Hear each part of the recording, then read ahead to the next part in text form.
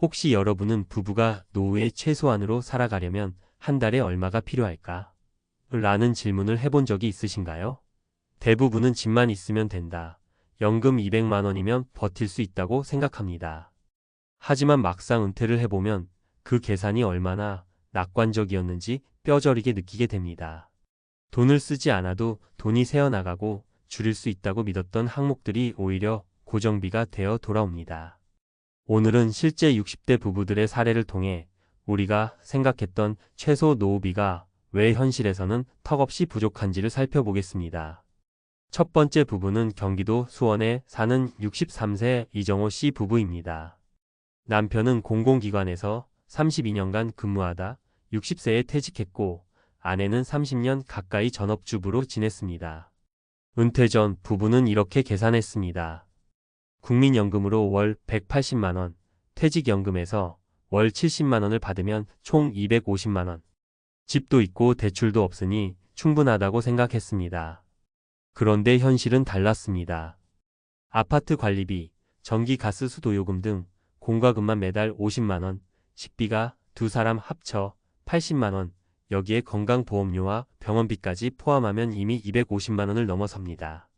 이 씨는 말합니다. 그냥 사는데도 돈이 줄줄 새요. 외식도 거의 안 하는데 통장에 돈이 남질 않아요. 결국 이 부부는 퇴직금 일부를 CMA 계좌로 돌리고 월 20만 원 배당금이 나오도록 운용을 바꿨습니다. 하지만 심리적인 불안감은 여전했습니다. 언제 병원비가 더 들지 모르니까 항상 아껴야 한다는 생각이 따라다녀요. 두 번째 사례는 전북 익산으로 귀촌한 62세 박현숙 씨 부부입니다. 도시 생활비가 너무 비싸서 귀촌하면 돈이 덜 들 거라 믿었습니다. 하지만 실제로는 교통비와 병원비, 그리고 생활용품 구매 비용이 더 들었습니다. 마을에 병원이 없어 한 번 진료를 보려면 버스와 택시를 갈아타야 했고 대형마트가 없어 장 보는 비용도 생각보다 컸습니다. 남편은 국민연금 160만 원, 아내는 소액 임대소득 30만 원으로 총 190만 원을 받았지만 실제 지출은 매달 270만 원을 넘었습니다. 텃밭에서 채소를 길러 먹으면 되겠다고 생각했는데 씨앗값, 비료, 물값까지 따지면 그게 더 비쌌어요. 귀촌이 절약이 아니라 새로운 비용 구조가 된 거예요. 결국 부부는 도시로 돌아와 전세방으로 옮겼습니다. 세 번째 부부는 서울 송파구에 사는 66세 김정수 씨 부부입니다. 김 씨는 대기업에서 35년간 근무했고 퇴직 후에도 연금이 꾸준히 들어옵니다.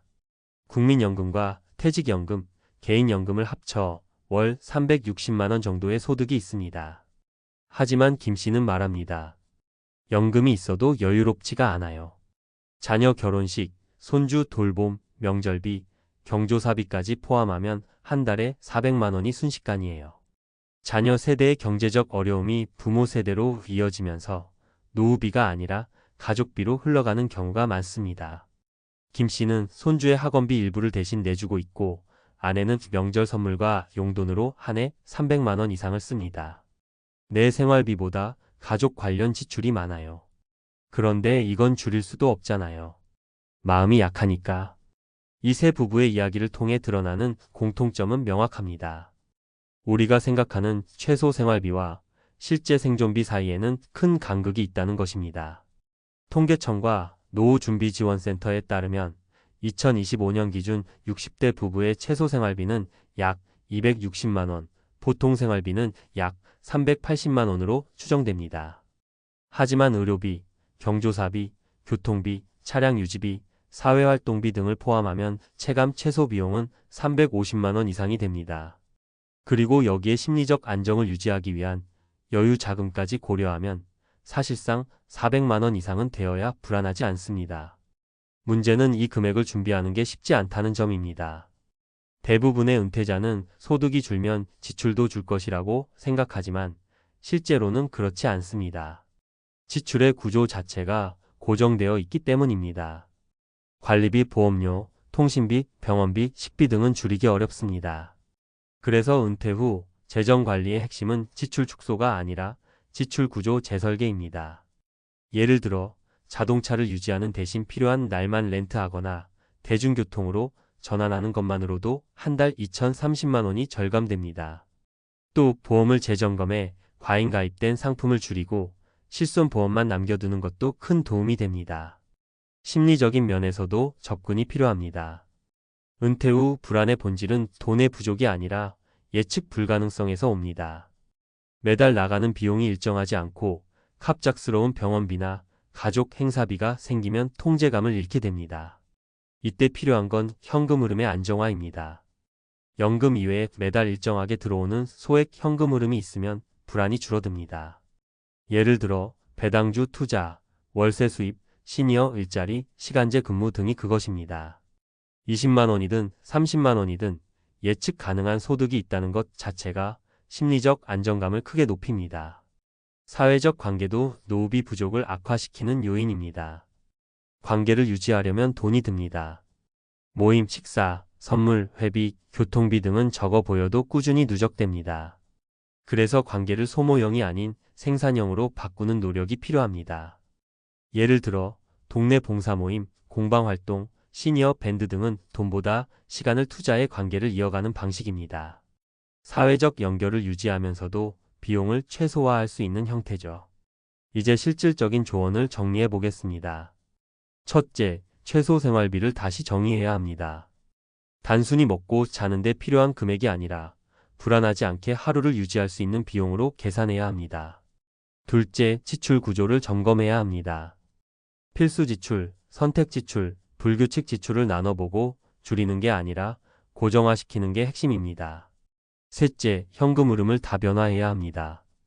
국민연금 외에도 소규모 배당금, 임대 수입, 시간제 일자리 등 예측 가능한 수입원을 늘리면 안정감이 생깁니다.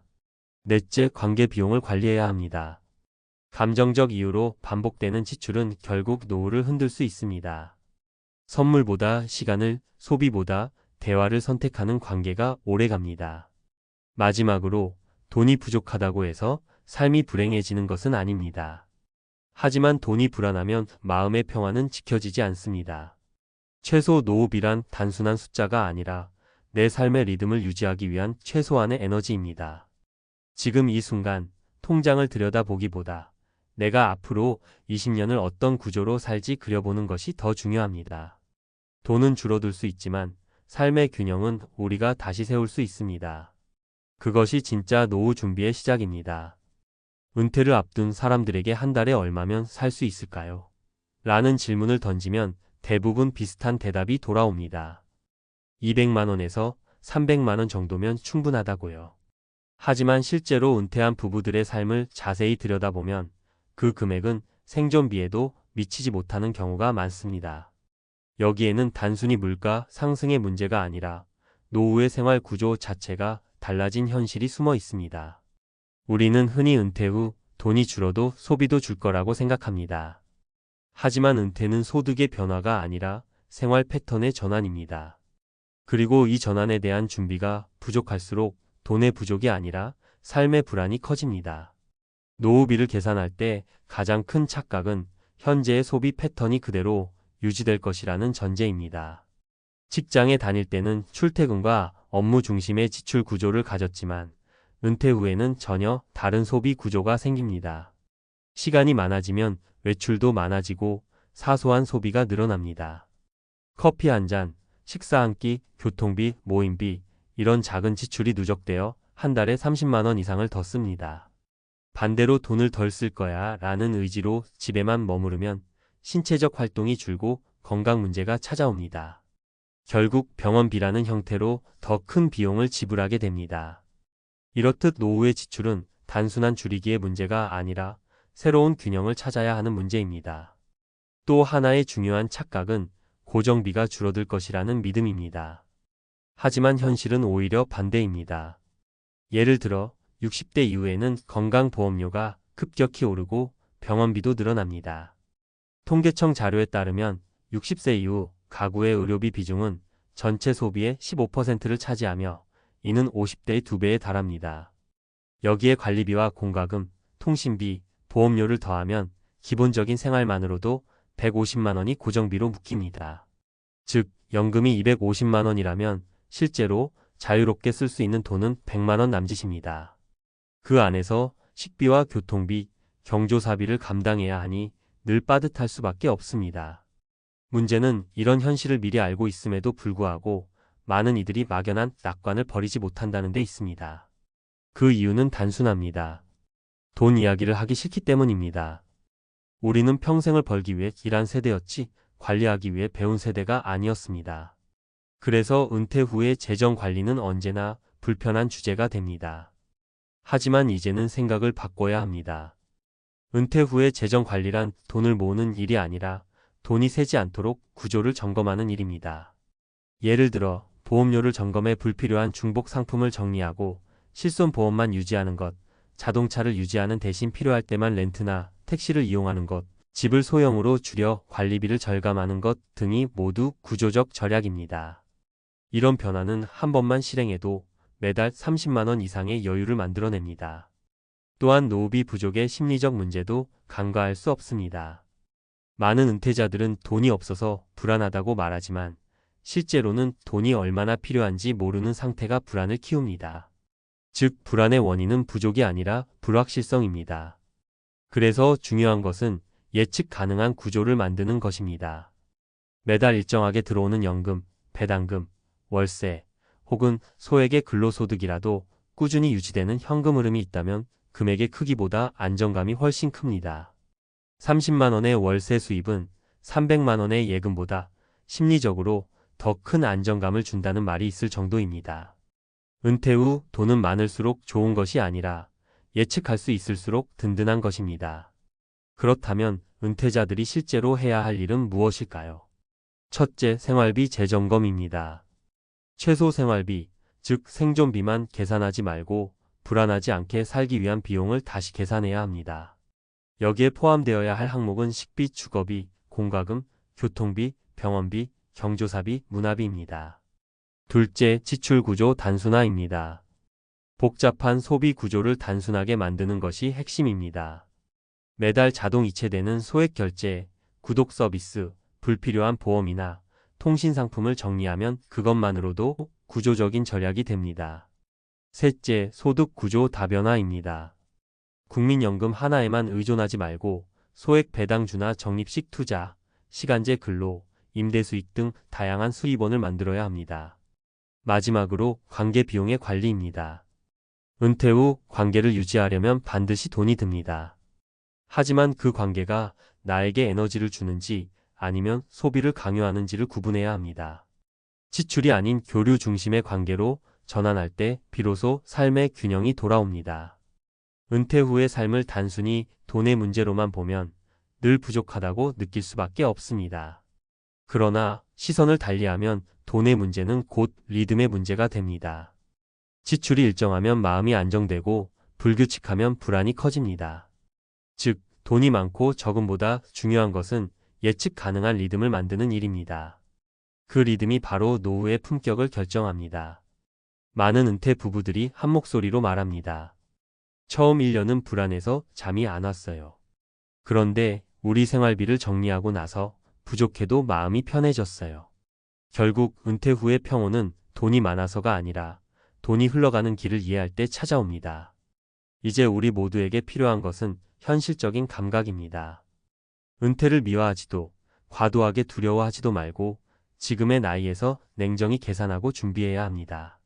최소 노후비란 단순히 생존 비용이 아니라 내가 인간답게 하루를 보내기 위한 기본선입니다. 그것을 과소평가하면 불안이 따라오고 과대평가하면 낭비가 생깁니다. 중요한 건 균형입니다. 그 균형을 위해 지금부터라도 수입과 지출의 흐름을 점검하고 현실적인 계획을 세워야 합니다. 마지막으로 이런 말을 전하고 싶습니다. 돈이 인생의 전부는 아니지만 노후의 평온을 지키는 데 있어 돈의 역할은 결코 작지 않습니다. 최소 노후비를 계산한다는 건 단순한 숫자 맞추기가 아니라 앞으로의 나를 존중하는 일입니다. 지금이 바로 그 준비의 출발점입니다. 노후의 평온은 멀리 있는 게 아니라 나의 통장 속 질서에서부터 시작됩니다. 돈이 내 삶을 이끌게 하지 말고 내가 돈의 흐름을 이해하고 다스릴 때 비로소 늙음은 두려움이 아니라 하나의 삶의 단계로 받아들여질 수 있습니다. 그것이 진짜 은퇴의 완성이고 우리가 앞으로 배워야 할 새로운 경제적 품격입니다.